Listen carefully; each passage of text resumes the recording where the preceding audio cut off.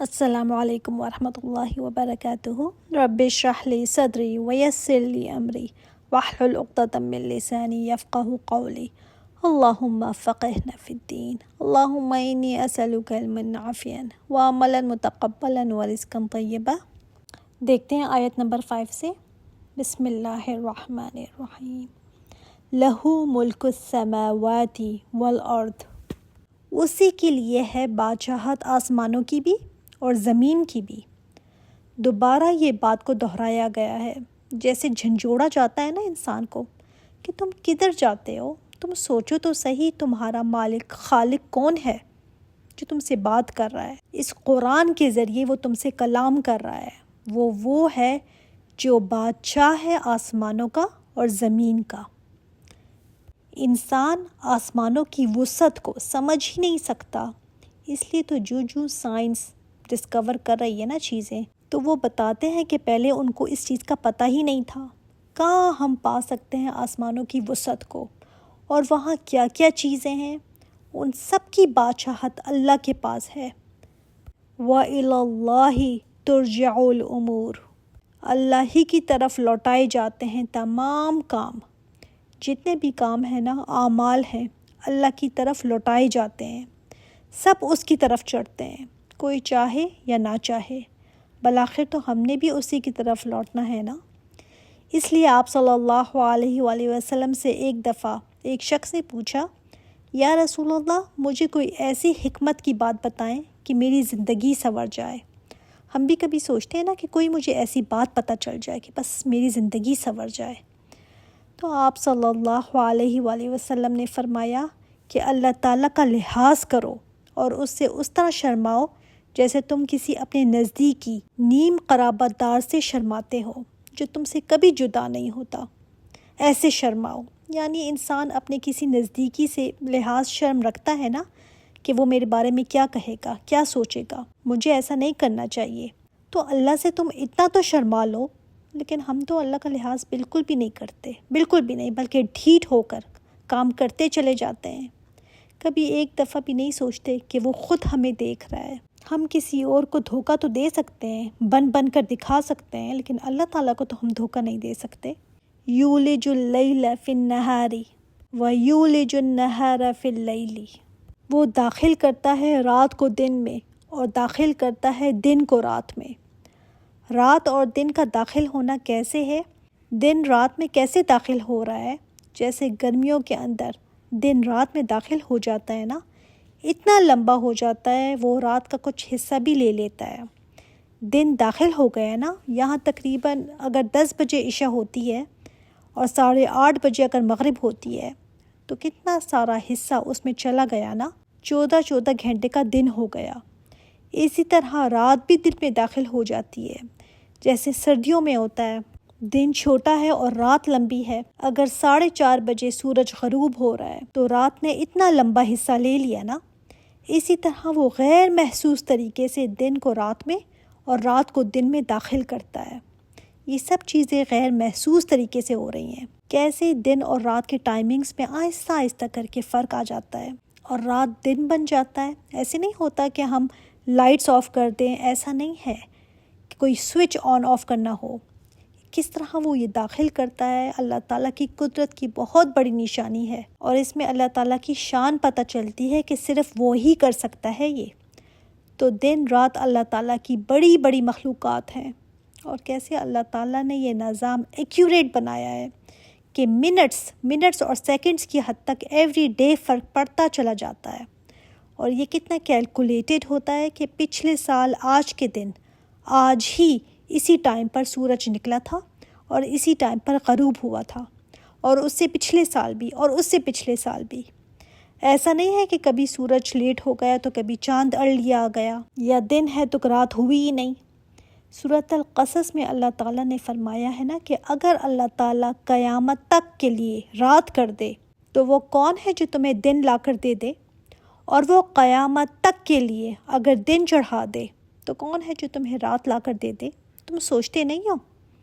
اس کے بعد انسان کو شکر ادا کرنا چاہیے کہ اللہ نے میری چھوٹی بڑی ہر قسم کی نیڈز کا خیال رکھا ہے۔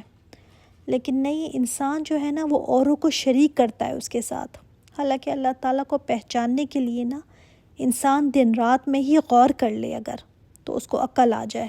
وَهُوَ عَلِيمٌ بِذَاتِ الصُّدُورِ، وہ سینوں کے بھید جاننے والا ہے. تم تو اللہ تعالیٰ کے سامنے بالکل ایکسپوزڈ ہو، بالکل ننگے ہو، تمہارا کچھ بھی اس سے چھپا ہوا نہیں ہے.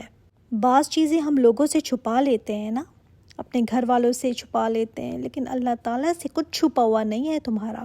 اس سے انسان کتنا کیئرفل ہو جاتا ہے نا کہ اس سے کچھ میرا چھپا ہوا نہیں ہے اور حساب بھی اسی نے لینا ہے. تو پھر میں اپنا آپ صحیح رکھوں نا، دوسروں سے معاملات اپنے ٹھیک رکھوں. وَهُوَ عَلِيمٌ بِذَاتِ الصُّدُورِ، جو سینوں میں خیال اٹھتے ہیں، جو باتیں اٹھتی ہیں، جو پاپ اپ ہوتے ہیں. کوئی خیال آ گیا، پھر انسان اسی پر سوچنا شروع کر دیتا ہے. دل ہی دل میں باتیں آ گئیں، خواہشات دل میں اٹھیں، پھر کوئی ارادے آ گئے.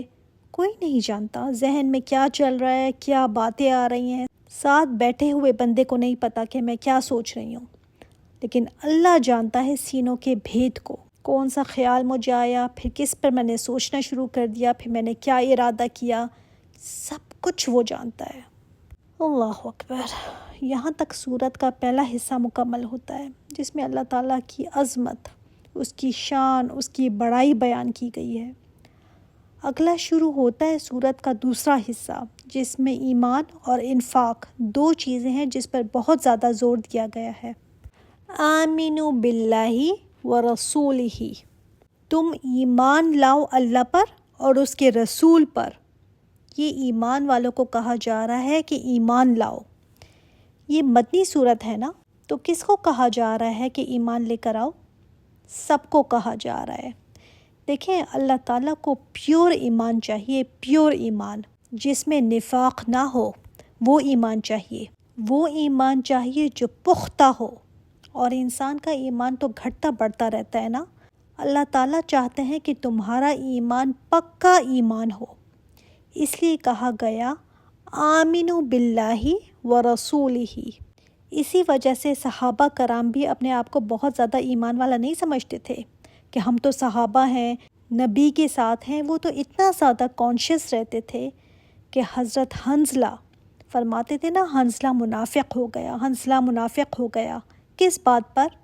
صرف اس بات پر کہ ہم اپنے گھر والوں کے پاس اگر جاتے ہیں تو اپنی بیوی بچوں میں ایسے لگ جاتے ہیں کہ دل کی کیفیت ویسی نہیں رہتی جو آپ صلی اللہ علیہ وآلہ وسلم کی مجلس میں رہتی ہے. اتنے پریشان ہوئے کہ کہنے لگے حنظلہ منافق ہو گیا. تو اللہ تعالیٰ کو ایسا ایمان چاہیے جو کبھی گھٹتا نہ ہو. وہ کسی کے پاس رہتا نہیں. ایمان کو ہمیشہ نا ریفریشمنٹ کی ضرورت پڑتی ہے. ایمان کو ہمیشہ ورک کرنے کی ضرورت پڑتی ہے. تو جس کے دل میں نفاق ہے اس کے لیے بھی ہے یہ آیت کہ آمینو، ایمان لے کر آؤ. اور جس کا ایمان کم ہے نا اس کے لیے بھی ہے یہ آیت، کیونکہ اللہ تعالیٰ کو کامل ایمان چاہیے اور ایمان کی گارنٹی کسی کو بھی نہیں ہے. یہ تو قیامت کے دن معاملات جا کر کھلیں گے نا کہ کس میں کتنا ایمان تھا. آج تو سارے بیٹھے یہی سوچ رہے ہیں کہ مجھ سے زیادہ تو کوئی ایمان والا ہے ہی نہیں، میں تو پڑھتی ہی اتنا ہوں. اچھا، ایمان یاد رکھیے گا یہ نہیں ہوتا کہ بس منہ سے بول دیا ہاں ہاں مجھے اللہ پر ایمان ہے، ایمان ہو گیا. نہیں. اچھا ایک بات بتائیں، جو شیطان تھا قرآن میں آتا ہے کہ وہ اللہ تعالیٰ کو ربی کہہ کر پکارتا تھا. اللہ تعالیٰ کو وہ جانتا تھا، پہچانتا تھا، اس پر ایمان رکھتا تھا.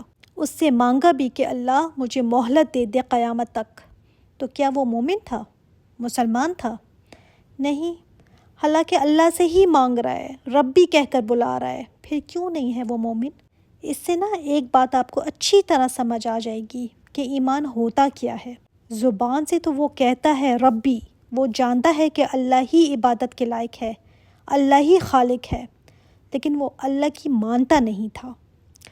جب اس نے اللہ تعالیٰ کی بات نہیں مانی نا تو اس کا مطلب اس کے اندر ایمان نہیں تھا. ایمان صرف زبانی کلامی دعووں کا نام نہیں ہے. ایمان دل میں ہوتا ہے. دل اقرار کرے، زبان پھر اس کا اظہار کرے، اپنی زندگی میں بھی عمل سے ثابت کرے کہ میرا اللہ پر ایمان ہے. اور عمل سے کیسے ثابت ہوگا؟ کہ جب انسان اللہ تعالیٰ کی فرمانبرداری کرتا ہے تب پتہ چلتا ہے نا کہ ایمان کتنا ہے. خالی خولی دعووں سے کچھ نہیں ہوتا. کون سا شیطان نے کہہ دیا تھا کہ اللہ کو میں نہیں مانتا یا تو خدا نہیں ہے، میں تجھے نہیں مانتا؟ اس نے تو یہ نہیں کہا کہ میں تیرے ساتھ کسی اور کو شریک کرتا ہوں۔ سمجھنے کی بات ہے نا۔ تو کافر کہا گیا، اس کو دھتکارا ہوا کیونکہ وہ اللہ تعالیٰ کی نہیں مانتا تھا۔ آج ہم اللہ تعالیٰ کی بڑی بڑی نافرمانیاں کر کے آرام سے بیٹھے رہتے ہیں کہ ہم تو بڑے ایمان والے ہیں، بے حیائی کے کام کر کے نمازیں چھوڑ کر بڑے آرام سے رہتے ہیں کہ ہم تو جنتی ہیں ہی۔ کتنے سارے گناہ کر کے ہم سوچتے ہیں نا کچھ نہیں ہوتا۔ اللہ تعالیٰ نے فرمایا ہے آمینو، ایمان لے کر آؤ، ریفریش کرو اپنے ایمان کو، مکمل کرو اپنا ایمان۔